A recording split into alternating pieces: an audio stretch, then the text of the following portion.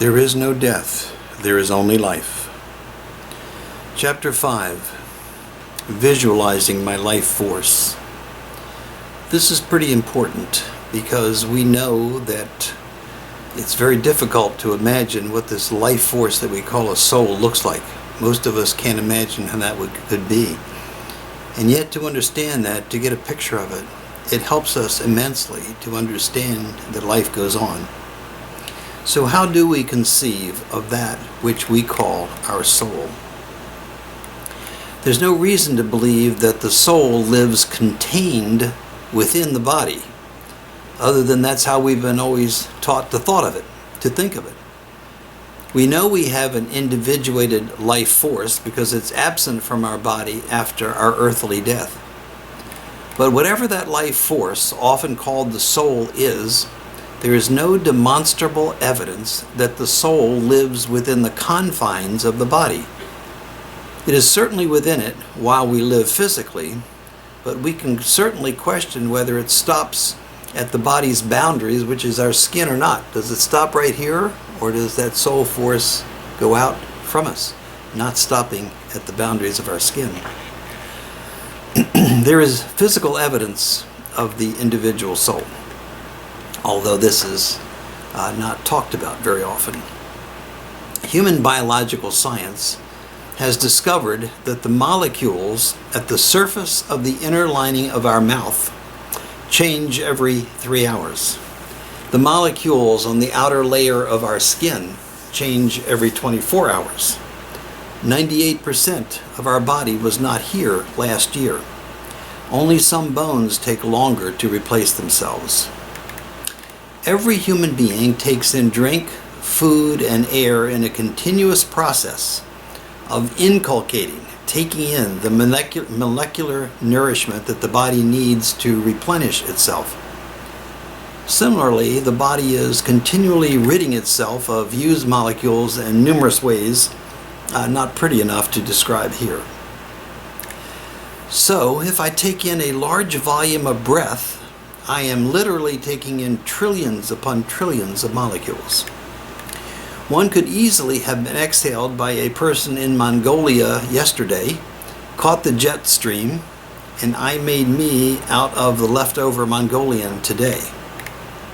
Every physical molecule is composed of multiple atoms, every one of which is pushed into existence and is sustained in its existence by the One, the energy, intelligence, power, spirit, life, meaning that we call God, or better, should call loving consciousness. And every one of those atoms, the trillions upon trillions, incalculable numbers, every one of them is itself movable and interchangeable. A singular molecule could be used as a part of a planet, or it could be used by my life force, my soul, as part of my body.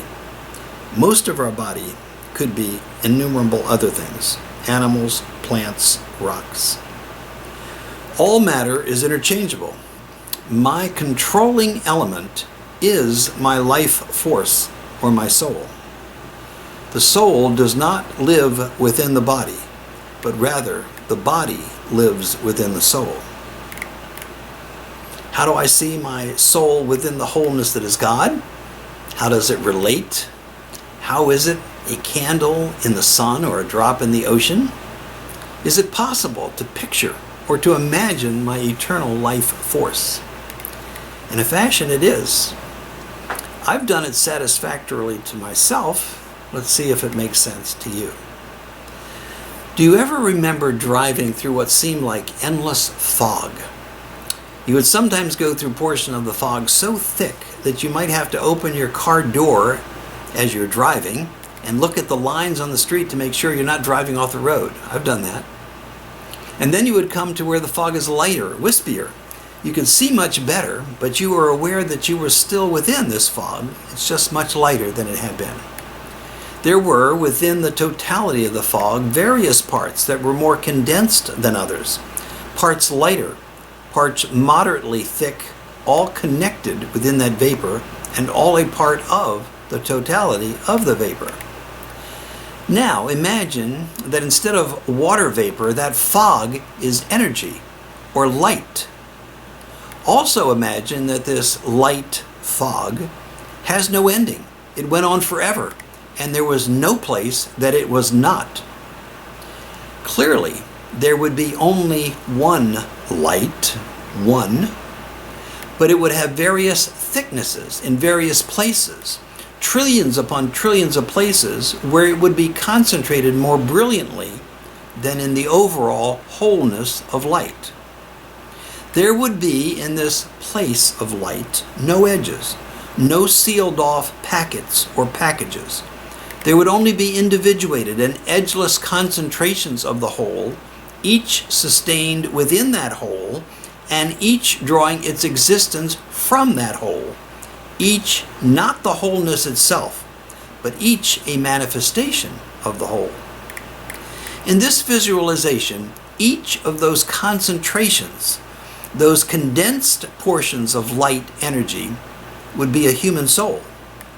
Each soul would be an individuated manifestation of the whole, the one, which we call God. It would never be separate from that wholeness, for it could not be separate. It would have no seams, no edges, no boundary where it clearly stopped and some other began. There is only one, yet there would also be individuated life concentrations everywhere within it. Each of those concentrations of the one, each of those souls would know itself innately to be perfect, to be a part of that which it is, the one. Yet it would only know that in theory and not in practice. It would yearn to experience what it is to be kind, to be loving, to be compassionate, to be forgiving, to be truthful, and all the other attributes of this loving oneness, this loving consciousness. And that is why the oneness, that which we call God and others have called other names, exuded and sustains this physical universe, so that we can come here of our own free choice and have the opportunities to experience over a great period of time who we are. Each individuated manifestation of God, each concentration of light energy, starts off knowing itself to be perfect, but with a blank slate of experience. In the course of its existence, it comes to the physical plane probably hundreds upon hundreds of times, where it makes its choices, because it's no more crazy to think that a life force, a soul, can be born living eternally as it does into this life plane many times, then it's crazy to think that it would be born into it once.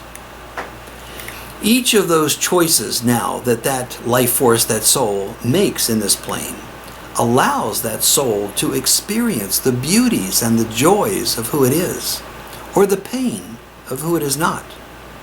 Each allows that soul to progress into the experience of who it is.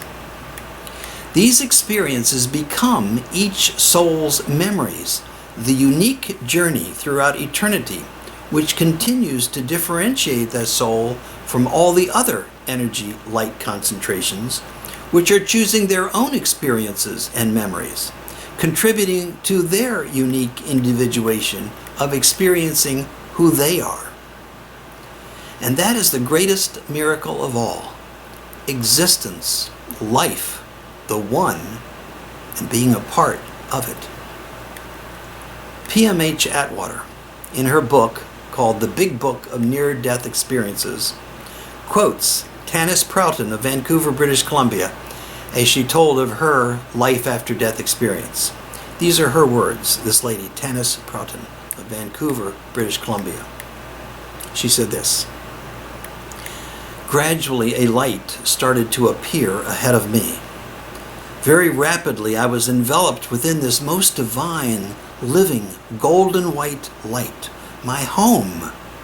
The joy, bliss, humility, awe were beyond human capability to bear.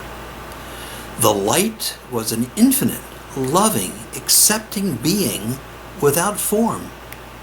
It had personality. It communicated with me telepathically. It was pure truth. I was the light, and the light was me. I was a unique, separate point of consciousness with the same sense of humor and awareness that I had always had. But the paradox is that I was more. I had become homogeneous with the light. I was all love, wisdom, truth, peace, joy for all eternity.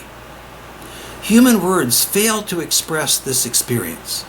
Not only was the message of my true nature conveyed to me telepathically, but I experienced the spirit of this message. I felt it in every speck of my being. There was absolutely no possibility of hiding, distorting information, or lying in communication with the light. I fell madly in love with the spirit of truth. There was no concept of space or time in the greater reality. All takes place now in the eternal reality, the eternal now.